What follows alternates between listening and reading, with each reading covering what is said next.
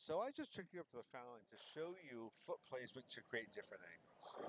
Generally speaking, with most bowlers, it's between 6 and 7 boards to play straight, 10, maybe 11 boards to have a few boards, 3, 4, 5 boards to swing. 15, 14, 15 boards, probably maximum angle you would ever need. Okay? And that's how you create different angles on the lane. So let's show you here. You do walk pretty straight, so I don't think there's a drifting issue. You're sliding around 25, 26. You're hitting between second and third arrow. Okay? And what can happen is sometimes if your feet are too far left, then you start to reach out away from you to hit your target, which we don't want. Okay? So sometimes it's good to look down and see, am I in the right spot to create what I'm trying to create on the lane? So another good thing to picture is the whole picture of the ball path you're trying to create. Don't just think target. The complete ball path. If you just think target, there's no defined angle through that target. You can hit at different angles. When you think about the whole ball path, it defines your angle through that target. So it's good to know, where do I want to hit arrows? Where do I want my break point? Am I trying to go down and in? Trying to go out and in? Do I want a smooth arc? Do I want in and sharp? What are you trying to create? If you're not sure, it's hard for your body to create it. Okay? All right. Your swing looks pretty straight too. So not too bad. Let's go into the push weight here. I'm going to check one thing out here with the push weight. Okay. So pretty straight. There's one thing we can clean up a little bit. This is very minor. Usually we like this first step to come in a little bit. Right. Now it's referred to as a crossover step. We never really want it crossing over. Usually we want it just a little bit more in front. And what that does is, if that first step kind of goes a little bit closer to in front of you, you have more space under your shoulder, and your leg's not in the way. Sometimes if that step's a little bit in the way, you're going to kind of go around yourself a little bit. And the more you go around, the more the swing can come in. Okay. So that's pretty minor. We never want any of the ball going to the right of the shoulder in the push weight. See, there's a little bit of the ball to the right of your shoulder there. Well, our bodies are smarter than to hit ourselves with bowling balls. Okay. And then see right there how it comes inside your body line a little bit.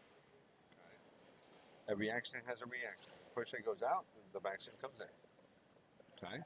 I'm going to show you an example here. I'm going to pull up one of the pros. Let's use this guy here. Yep. Do you see their videos at all? Okay. Super nice guy, by the way. And he's kind of a good example. Watch with the push weight first. Nothing ever goes to the right of his shoulder. Stays more in front of him. Now, it's kind of funny because a lot of us were taught, like, push to your target, right? Well, when you set up, your feet, your hips, and your shoulders are facing where you're trying to throw it. So if you push in line with your shoulder, you're pushing to your target. But imagine 10 board. You always stand left of your target. So you actually think push to your target, you end up pushing to the right. It's always push in line with the shoulder. Okay? You create more angle by having a bigger spread from your feet to your target. Okay? If we look at his first step, his first step came in. It didn't really cross over, but he has more space right there so he doesn't hit himself. Okay? Yep. It doesn't come in on the way up. Okay? So if you watch in motion, pretty straight push, pretty straight swing. Okay? You can see just very slightly, you're kind of going around yourself a little bit. Okay? Overall, pretty good. This is ultra fine tuning here. We're going to see more things from the side view that we're going to work. Now, whenever you fall off balance, that's a sign you pulled through too hard. And that makes you're more imbalanced. So we got to find out why you're pulling through too hard. First of all, one thing is, in bowling, a lot of our bodies like to think muscle for power. In any swinging sport, it's way more about timing, leverage, and balance for power, not muscle for power. Kind of like golf. But even in golf, it sounds easy to swing easy. It's freaking hard not to want to kill it. Exactly. Correct. Exactly right. So let's go to the side view here. In the setup position, well, let's just play your shot three. I'm going to show you a couple things. Now, the third step is always going to be shorter and quicker than the rest. But I think yours is a little bit overdone because you don't have room for a bigger one. I would move you back a little bit. Okay. Bodies are smart. They know where the foul line is. Look at that. It doesn't pass your other foot. And even at that, you don't have much room to slide. Most bowlers, with your swing and your height, their toe would be more by that line with the slide lift. Okay. Yep. Now, plenty of knee bend and everything, but we do see the imbalance in the foul line. Okay. So let's talk about timing. In your setup, I would probably move you back about 8 inches or so. And I wouldn't be surprised that your third step will just start to get a little bit bigger because your body will recognize you have room to have a bigger step and not foul. Pretty close, yeah. Our bodies know where the foul line is. If I said I'll give you $1,000 to foul by a foot, I bet you wouldn't be able to. Okay. In the setup, I think it's a little bit of a high position in the setup. Hands above the elbow. Your hand is a good 6 inches above your elbow. Okay. I'm going to show you a couple examples here. Now I'm going to go old school here. You might remember this guy. Classic, perfect style, David Ozio. Doesn't get more classic and smooth and fluid than him, does it? Okay. Oh yeah. Yep. If we look at his setup position, his hand is level with the elbow. Okay. The ball is going to go out and down a little bit. So at the end of the step, the hand is now below the elbow. He's not locked, but the hand came below the elbow. The center of the ball came down to about waist or belt level. Let's go to your first step.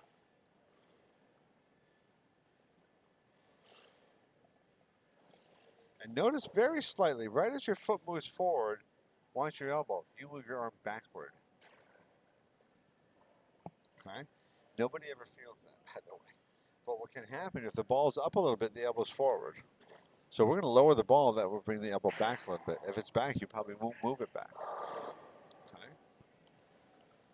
So it comes slightly back to go out. Now you're both at the end of the same step there.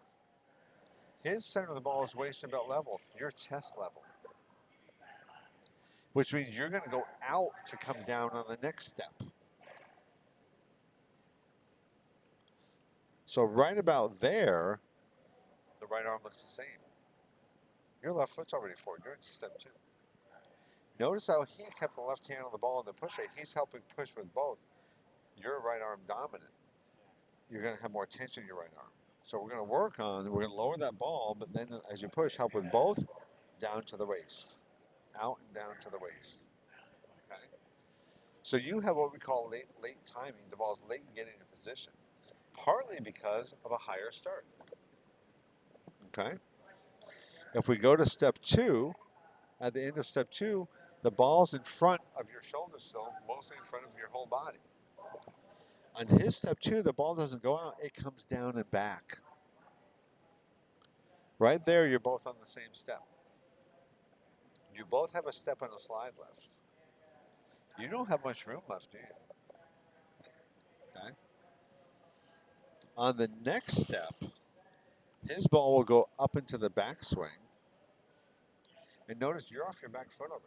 Well, a short step doesn't take long. With later timing, your body has three ways to catch up. None of them are conscious choices. Your body figures something out. One way is when people are late, the third step would get bigger and slower. Well, you didn't have room to do that. So your body recognizes that's not an option. Another way your body has to catch up is pull your swing around with muscle. I do see that with you. A third way is your body can decide you don't have time, so you're not going to get as much backswing.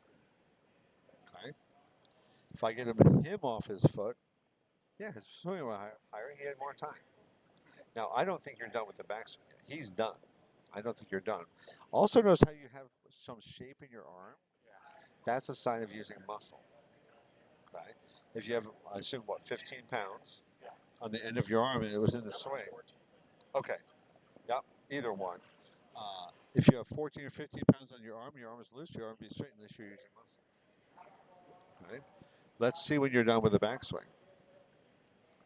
Nope, I went too far. Right about there, you're done with the backswing. Well, look where your left foot is. You don't have time for more backswing. Okay. And then you'll see he has more distance to finish. We want the foot to stop as the ball passes it. Foot stops, ball comes through. There's that classic position. Doesn't get much better than that. Okay. With you, foot stops, ball passes it. Your body found a way to end up in time. Okay. And that's a sign of a decent bowler. Your body knows how to end up in time. But you had to catch up to timing. It's hard to catch up consistently. It requires more muscle. So when you're on, it can be really good. And it could be last for a game, a set, a few weeks. When you're off, it's bad. And there's not always a happy medium. So it can be the sensation that you don't know who the hell's going to show up. Okay. Notice on his back foot, it stayed down and the toes kind of flipped over to end up on the pinky toe. When you're a little bit late and or cramped, you can't do that. The more you pull, the harder how the foot go over.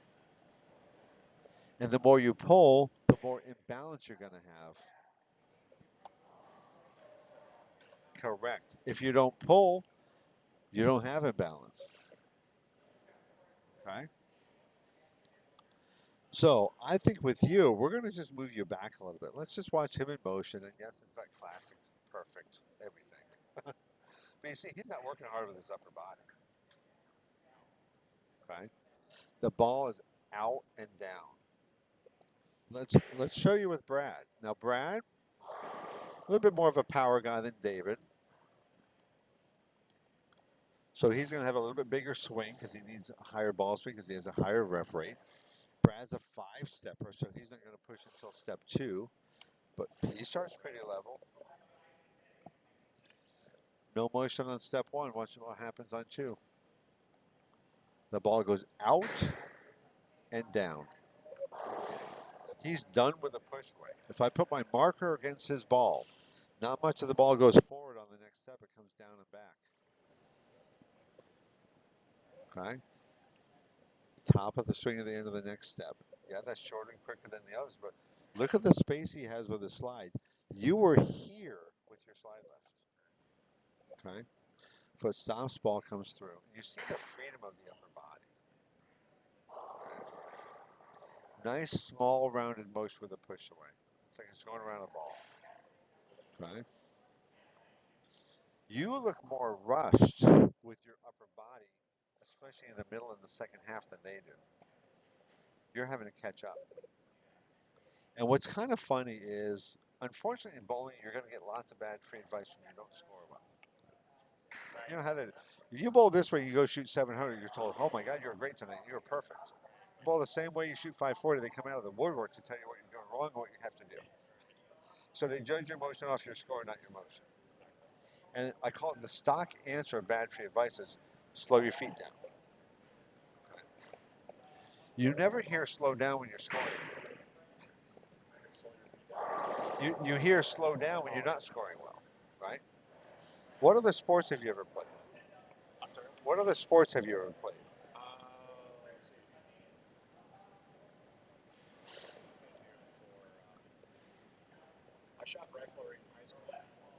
Okay. Even that, it's about loose muscles, not tight muscles. Okay. Loose and fluid. That's what all sports is. We never want controlled and careful. Okay. And we never want super slow feet. If we go back to Brad, the footwork isn't quick, or even David. It's not quick at the start, but it gets quicker. Okay. And same thing with Brad. It's not quick at the start, but he builds momentum. I probably have 85 pros on my system. I don't have anyone with slow feet. But what are we told when we score badly? Slow down, slow down. You never hear that in other sports. You know, I work with kids. I say, what are the sports? They're like, oh, I play basketball. I play soccer. How often when you're having a bad game, you're told to go slowly? They're sports. So is bowling. Okay. Now let's look at a different shot with you. I think the good thing with you is you're repeating your motion. Let me get your shots up here on the bottom here. Okay. It's going to look the same. You're repeating your motion. The motion you're repeating is causing some things you don't like. Okay. Again, you're having to pull your swing around because of a little bit of a high ball position, so the ball's not coming down enough, and also some short steps rob you of time to have a swing. So we're going to move you back. Okay, we're going to lower that ball. Okay, and we're going to get that ball going out and down instead of staying up there. I think that's going to make a big difference quickly. I wouldn't be surprised if we see you have more solid balance without us even working on it. Okay, let's look at the third shot. It's going to look the same.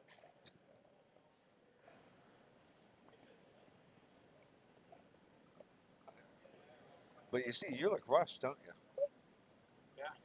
Because you have a lot to do with a short amount of time to do it now when you're late. Okay? Right. Yeah, yeah. Yeah. Correct. Exactly. Yep.